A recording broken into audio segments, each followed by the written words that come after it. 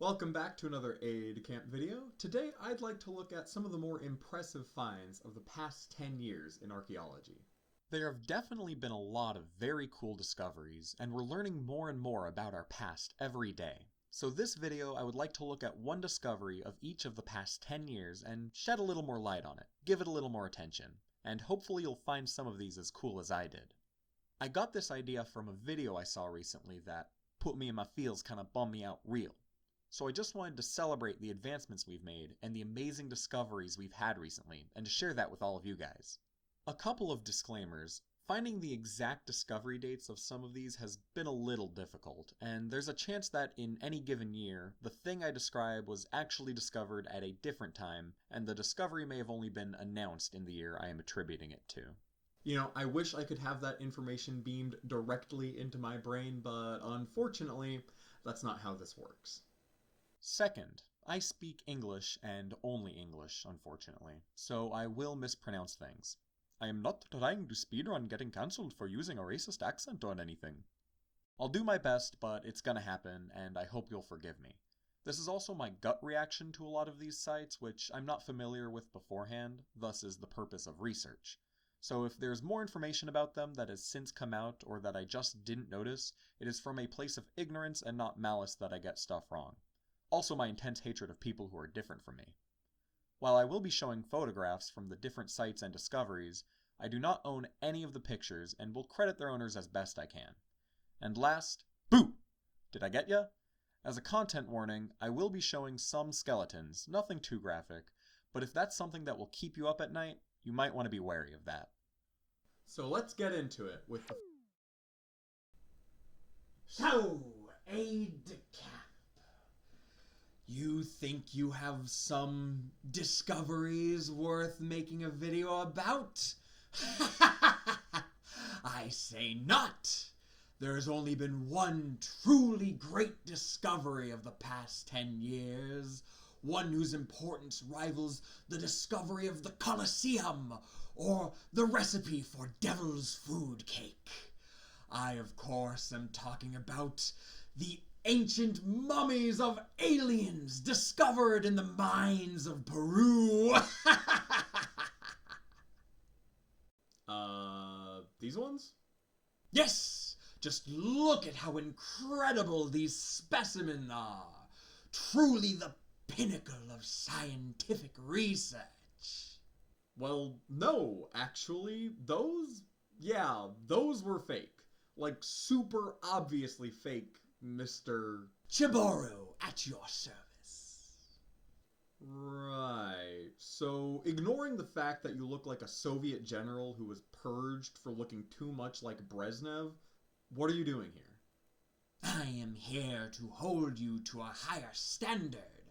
Too many YouTube historians never speak about real history. Real fake history. Exactly. Great. So I'll be ignoring you now. You may run, Aide, but I will see you again. Yeah, hope not. Anyway, let's get into it with 2016. In September 2016, it was announced that coins from ancient Rome were discovered in a castle in Japan. One of the researchers who had excavated sites in Egypt and Italy was already familiar with Roman coins, so he realized what he was looking at pretty quickly. I, for one, probably would have had to call a guy like I'm Rick from Pawn Stars. I mean, look at this thing. It's just a dull piece of iron to my eyes. They were analyzed, and it was found that there was one coin from the late 17th century Ottoman Empire and 3 other coins, at least one of which dated to the time of Constantine. I wonder if Constantine was one of those guys who would have been like, my coin ending up in a landfill. My coin ending up in a landfill in Place Japan. I love numismatics as much as the next guy, but to find evidence showing just the absolute range of ancient trade networks is an incredible discovery. I actually remember when this was announced, and it's a pretty cool historical novelty to see how widespread yet interconnected the trade networks of the past were. For 2017, we have the discovery of Peñico, a pre-Columbian site 600 meters above the coast of Peru. For all of you Americans out there, no, I won't be changing the distance to imperial units. That's what I read online, and I'm way too lazy to do the conversion myself. They just opened this location up to tourists last year, and it looks frickin' incredible. The site is believed to be around 3,500 years old, which is mind-bogglingly impressive. It was likely a trading hub between cultural centers in the Andes and in the Amazon. Specifically, it seems to have had ties to the Norte-Chico civilization, which began around 5,000 years ago, and is the oldest known civilization in the Americas. Norte-Chico itself, which I'll show on screen now, existed around the time of ancient Egypt and Sumeria. But unlike those cultures, nobody remembers it. This seems to have been the most advanced site in its region, standing alone when compared to Mesopotamia, which had many different societies interacting with each other. Back to Peñuco. The site holds 18 structures, which includes residences and temples. It looks like they found a few reliefs and sculptures too, which will certainly give us a better insight into the priorities of the people who lived there. Good thing too, I was starting to assume ancient South Americans were too busy smoking that chocolate to do any civilization building. Now in 2018, a city was discovered on the coast of Turkey that was part of the ancient Greek civilization. This was the city of Limni, found in the Turkish province of Çanakkale. Though not as old as Peñuco, the site dates back to around 700 BC. It was founded by migrant groups from Ionia, who were presumably able to do so because the locals didn't build a tall enough wall to keep them out. Despite being mentioned in ancient writings, it was left undiscovered until recently. Having made mad bank due to its status as a center of sea trade, the people there lived opulent lifestyles, not unlike those of modern-day crypto scammers. It doesn't look like the city has actually been excavated yet, with researchers only surveying the surface of the site, which, to me, that seems like cheating. Like, oh yeah, we found the city, but recovering the artifacts? Pfft, that's for losers with too much time on their hands. I've got to get back to my real passion. Welcome back to Fruit Love Island. And tonight, it's time for the recoupling. You know the deal. If you're not picked, you're going home. I just wanted to clear the air. Okay. I'm not trying to get in the middle of you and Mangella. So I'm backing off. Thank you. But I am going to say one thing. Strawberina was talking crazy about Mangella. What did she say? That she's dramatic, and that I handled everything better. Wow. I feel like you act very confident, but I can't tell if that's just your thing. I mean, maybe at first, but with you, I'm actually a little nervous. Shut up. No, you're not. I didn't expect to get on with you this much. Why? Because when you came in, I thought you were just going to be trouble. Maybe I was, but I do feel like there's something here. Yeah, I'm not going to lie. I feel it too. What do you like on the outside? I'm actually softer than people think. I just don't show that. Being a seaport, I'm sure it has a lot of items that came from far away, and I'm curious to see what the actual site looked like if it ever gets reconstructed.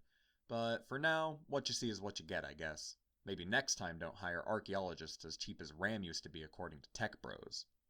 2019 saw the discovery of the Colombo structure. This build is an arrangement of logs that was seemingly used as a workbench or a platform for individuals living along the banks of the Colombo River. Found on the border of Zambia and Tanzania, this site is so old that it wasn't even built by humans, instead having been constructed by our close relatives, Homo heidelbergensis, around 500,000 years ago. Now I don't know if we really should be taking credit for this as being built by humans. Like when the aliens show up, I'd be pretty offended if they started saying, "Look at all these incredible works of art! I'm so glad we made them!" Unless we're talking about some sort of fossil fighters situation, but I'll assume that's pretty unlikely. Some people have suggested that early human ancestors were very nomadic, but the effort put into developing the landscape here suggests a permanent population in the region. So in an incredible stroke of luck, we have been able to find this magnificent structure that reveals more about the habits of ancient people. Especially the fact that this was wood is just shocking that it was able to survive for so long. It didn't even need Viagra or anything. It's an incredibly lucky find, and hopefully we'll discover more things like this in the near future. Next up is the city of Aten, which was found in 2020 and the discovery of which was announced in 2021. 2020 was a great year for archaeology, but unfortunately, I'm only discussing one find per year, so if you really want to know more, please go look them up yourself. You'll be glad you did. So I used the map that Wikipedia gave me to kind of look on Google Earth at the location, and you can kind of tell where if you get really close, you zoom in, and all of a sudden you can see like a city rising out of the sand. It's really stunning. You don't expect it, then all of a sudden you notice these lines, and they get clear, and you can tell they're walls. I'll put the longitude and latitude up on screen so you guys can look for yourselves. I believe this is around the site. It's right near Luxor and the Valley of the Kings, so not an unexpected place for an ancient Egyptian city to be, but yeah. It was only found in 2020, which is a crazy time to be digging. Like, I'm surprised they didn't release a second pandemic on the world, considering how terribly everything seemed to go that year. Some sort of ancient Indiana Jones-esque plague from the time of the pharaohs that makes your hands and feet switch places. But I'm glad they did, because the complex layout of bricks and mortars really shows you the power of ancient Egypt. The city itself was built around the reign of Amenhotep III, so about the 1340s BC. Of course, one cannot say the name Aten without mentioning the god, or his servant, Akhenaten, son of Amenhotep, who was given the whole damnatio memorariae treatment after his death. Imagine being so hated that everybody just pretends you didn't exist when you die. If the afterlife of Koko is accurate, he definitely didn't last long in the dead world. That being said, more information is sure to come, and I'm excited to see what we can glean from this historic site. 2020 brings us to Alaska, where the outline of a fort of the native Tlingit people was confirmed. Chisinau, or Sapling Fort, was built to defend against the Russian advance on the Alaskan frontier. The general area of where the fort stood was known since the battle, but the exact location was only confirmed using ground-penetrating radar just 5 years ago.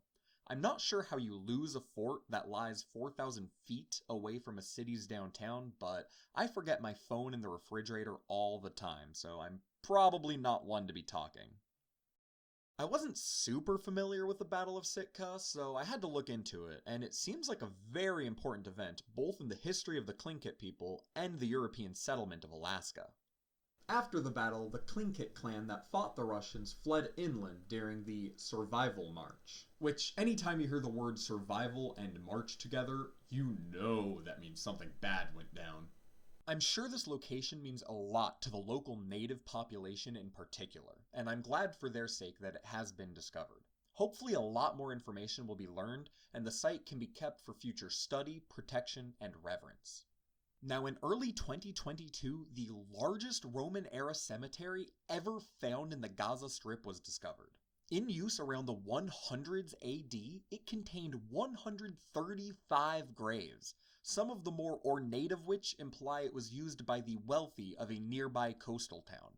Charon's obols were even found in a few of the mouths of the bodies discovered in the resting places. Which, considering the town's neighbors, I'm pretty surprised to learn. This was an absolutely fortuitous find that highlights the cultural practices of the wealthy Roman elite in this part of their empire, and it makes me wonder how often cemeteries like this are found anywhere in the world. Probably not very, since corpses are well known for their ability to disguise tombs as the parents of archaeologists who they've gone no contact with. Unfortunately, during the recent fighting between Israel and Palestine, the surrounding site was bombed and bulldozed by the Israeli army, Probably looking for any remaining drachmas in the area. destroying many of the treasures that the cemetery contained. How much of it still remains, I'm not certain, but it is a true loss for enjoyers of Roman history and the local population alike. Just about every archaeological site in the world is under threat from natural or human forces, and this is one of many that has suffered a fate like that. Next, we have a theater and temple complex discovered in Peru in 2023. The site, known as La Otra Banda, was uncovered by a team of researchers led by Luis Muro Inonian, who determined it was around 4,000 years old, making it slightly younger than the average homeowner. The artistry of some of the artifacts is incredible. Whoever created these works clearly had a high level of skill and training and put a lot of time and effort into their art. They call this one the bird, but I think it looks more like a man giving the old one-arm salute, and only 3,400 years ahead of his time. It was said that our understanding of the early belief systems of the Andean peoples is not very strong, and so this find can help explain who these people were and how they relate to later cultural groups. Archaeologists were notified of the site and sent to do rescue archaeology after the local government detected looting going on in the region. Didn't realize Counter-Strike changed the focus of their hostage missions from people to Mesoamerican grain silos. But again, this shows how fragile these historic sites are. How much was lost will never be known, But at the very least, we have learned something from the site: the depths of human greed. 2024 was when a cave artwork was found in Indonesia that dated back to over 50,000 years ago and is now considered the oldest painting in human history, making it slightly older than the average presidential candidate. It is in poor condition, which is surprising for something that old, I know, but what is visible is remarkable. 3 human figures surround a boar, possibly on the hunt or as part of a mythological story. Its original narrative may never be understood, but what is certain is how impressive this piece is. The people who lived in this region took the time out of their busy day to recreate the world around them on the wall of a cave. Actually, that makes sense. When the only form of entertainment you have is to stare directly at the sun and watch all the pretty colors that appear for 5 minutes before you lose all sense of sight, you'll probably want to find alternatives, and fast. And if you want to talk about rewriting history, recently discovered pieces like this one have disproven the long-standing theory that cave art was first practiced in Europe, with one researcher stating his belief that it's only a matter of time before we find evidence of our earliest ancestors in Africa having done the same. I, for one, think it was developed in Jay Schlatt's basement, but I went to business school, so what do I know about history? And that brings us to our final year of 2025. There were quite a few good finds last year, but the one I had the most personal interest in was the tomb of Tikab Chak, discovered in the ruins of Karakol, which is in modern-day Belize. Chak is believed to have been the founder of the dynasty which ruled the ancient Mayan city-state in the early 300s AD, so he's kind of like the ancient Mayan version of the Pope. The fact that we were able to find the tomb of an ancient native king like this is simply unbelievable. I mean, there seems to be some debate over its veracity, but how fortunate is it to discover the tomb of such an important figure? I hope my tomb is searched for this heavily 1500 years after my death. I better be given the full Qin Shi Huang treatment too. Clay soldiers standing guard and treasures beyond our descendants' wildest imaginations absolutely pimping out my final resting place. His death mask was found in situ, and this alone could be considered the discovery of the year. I'm going to be honest, I didn't realize death masks were that universal of an occurrence. It's covered in beautifully crafted jade, and I feel honored just to be looking at it. Of course, if this is what Chalk looked like IRL, I think I see why they made him king. He's freaking terrifying. If somebody with a square face and green skin looked at me the wrong way, I'd bow down and worship right then and there. So that's just about it. Thank you so much for watching. Please give me a like and subscribe if you enjoyed the video. Comment if there were any other finds you believe worthy of mention, or if I made a mistake in my analysis of these discoveries. But hopefully this retrospective has given you a sense of curiosity, calling you to look into some of the recent discoveries for yourself. Wikipedia actually has a really good list of many different discoveries. Just look up like that year and then that year in archaeology, and you will find like a lot of really amazing articles. Thank you for watching. I'm Aide-de-Camp, and I hope the green-skinned man finds you in your nightmares.